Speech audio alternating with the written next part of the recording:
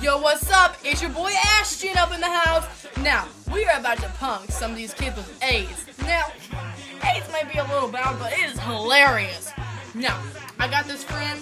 He's a biochemist, Dr. Cranium. He is going to pop Gene and Joan. They have AIDS. He's going to pretend like he found the cure. Nah, but this is going to be funny as heck. So, let's get it started! Yes! Yes! I found it! I found it! I have made it into pills! Yes! Dr. Cranium! Dr. Cranium! Where did you have the cure?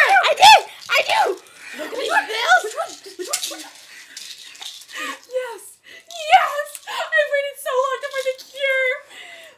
Blood sister! How did you take? Oh my god! Yo! Big Pond! We didn't find the cure for him! You pumped us! Yeah! She's overdosed! What'd you put in him, Dr. Cranium? She's overdosed! Blood sister! I think I hurt my stomach. Yo, Big Pond! I hate you. I hate you. I'm so sorry. 08 in the house.